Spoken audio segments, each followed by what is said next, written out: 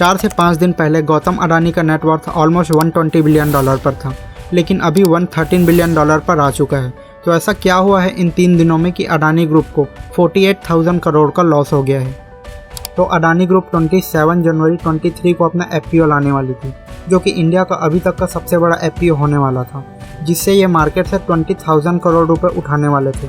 तो IPO का मतलब होता है फॉलो ऑन पब्लिक ऑफर, जिसमें होता ये है कि जो पहले से शेयर मार्केट में लिस्ट कंपनी होती है वो अपने नए शेयर मार्केट में इशू करती है, उसे IPO कहा जाता है। इसमें चाहे कंपनी के प्रमोटर्स हो या कंपनी खुद को किसी अदर फील्ड में एक्सपांड करने के लिए नए शेयर्स इशू करती है और मार्केट से पैसा उठाती है।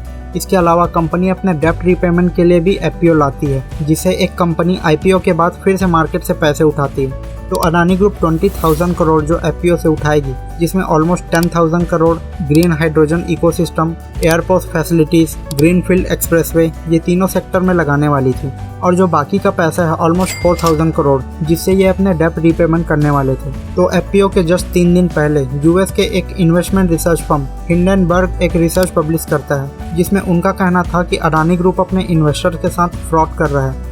उन्होंने इस रिसर्च को पब्लिश करने से पहले अडानी ग्रुप के पहले के कुछ टॉप लीडर से बातचीत किया और थाउजेंड्स ऑफ डॉक्यूमेंट को एग्जामिन करने के बाद लगभग 6 देशों में जाकर अडानी ग्रुप के ऊपर रिसर्च पेपर बनाए, जिसमें कहा गया कि गौतम अडानी का नेटवर्थ अभी $120 बिलियन है, जिसमें से ऑलमोस्ट $100 बिलियन से ज़्यादा पास्ट 3 ईयर्स में बढ़े हैं। और इसका कारण है अडानी की 7 लिस्टेड कंपनी के शेयर प्राइस में काफ़ी बढ़ोतरी होना, जो कि एवरेज सालाना 8 से 19% से इंक्रीज हुआ है। रिपोर्ट में ऐसा कहा गया है कि अडानी फैमिली ने अडानी ग्रुप के टर्नओवर को मैनिपुलेट करने के लिए मॉरिशस, UAE, कैरिबियन आइलैंड्स जैसे कंट्रीज में फेक कंपनीज बनाई हैं।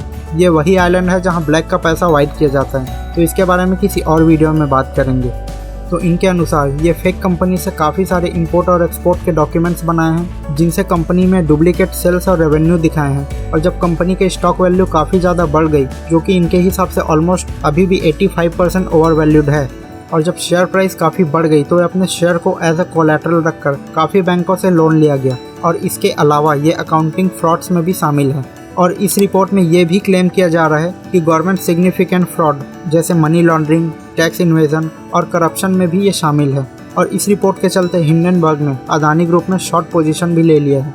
और इस रिपोर्ट के आने के बाद अडानी ट्रांसमिशन 8% से गिर चुका है, अडानी पोर्ट 6% से, अडानी टोटल गैस 5% से, अडानी विल्मर भी 5% से, और इसके अलावा अडानी बैग्ड ACC और अंबुजा सीमेंट के शेयर भी 7% से डिक्लाइन हो चुके हैं, जिसके चलते अडानी के नेटवर्थ से अराउंड 48,000 करोड़ एक ही दिन में गायब हो गया।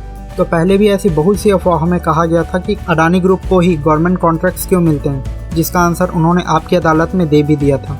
लेकिन इससे कुछ महीनों पहले ही क्रेडिट साइट, जो कि एक फाइनेंशियल रिसर्च फर्म है, उसने भी अडानी ग्रुप को डीप ओवर लेवरेज बताया था। और इससे कुछ दिनों बाद ही उनका फिर से एक रिपोर्ट आता है, जिसमें कहा गया कि अडानी ग्रुप का डेप्थ कैलकुलेट करते समय उनसे कुछ एरर हो गए थे। जिसके बाद ये भी निकल कर आ रहा था कि अडानी ग्रुप ने क्रेडिट साइट को प्रेशराइज किया है पॉजिटिव रिपोर्ट्स दिखाने के लिए। तो हिंडनबर्ग क्या है और इसके पीछे कौन है? तो हिंडनबर्ग एक US based short selling investment research firm है, जो कंपनी के शेयर को शॉर्ट करती है, जिसको नाथन एंडरसन ने 2017 में शुरू किया था, जो इंटरनेशनल बिजनेस और मैनेजमेंट से ग्रेजुएट है। तो ये तब पॉपुलर हुए थे जब इन्होंने US की निकोला इलेक्ट्रिक ट्रक को टारगेट किया था। और सितंबर 2020 में हिंडनबर्ग ने निकोला कॉरपोरेशन के ऊपर एक रिपोर्ट पब्लिश किया था, जिसमें उन्होंने इस कंपनी के ऊपर भी फ्रॉड के एलिगेशंस लगाए थे। और जब ये रिपोर्ट पब्लिश हुआ था तो निकोला कंपनी के स्टॉक भी 40% से गिर गया था, और कुछ टाइम बाद ही उनके फाउंडर्स ने भी रिज़ाइन कर दिया था। और इन्वेस्टिगेशन के बाद उनको गिल्टी पाया गया था और उनके खिलाफ लीगल एक्शन भी लिया गया था। और इसके अलावा भी ये काफ़ी सारी कंपनीज़ को टारगेट कर चुके हैं, जिसमें clover health and Lord town Motors भी शामिल है। तो इस पूरे कंट्रोवर्सी में अडानी ग्रुप का क्या रिप्लाई था? तो अडानी ग्रुप ने इसके रिप्लाई में एक ऑफिशियल स्टेटमेंट जारी किया है, जिसमें कहा गया है कि ये एक malicious combination of selective miss information है, जिसको ऑलरेडी इंडिया के हाई कोर्ट ने रिजेक्ट कर दिया है। और इनके द्वारा मार्केट में अवेलेबल अफवाहों को लेकर ही ये रिपोर्ट पब्लिश किया गया है, और वो भी IPO के जस्ट पहले, ताकि IPO के परफॉर्मेंस को डैमेज करके प्रॉफिट बनाया जा सके। और इसके खिलाफ वो लीगल एक्शन भी लेने वाले हैं। तो इसके बाद हिंडनबर्ग की ओर से भी एक ऑफिशियल स्टेटमेंट आया, जिसमें वो अडानी ग्रुप को US कोर्ट में चैलेंज किए हैं।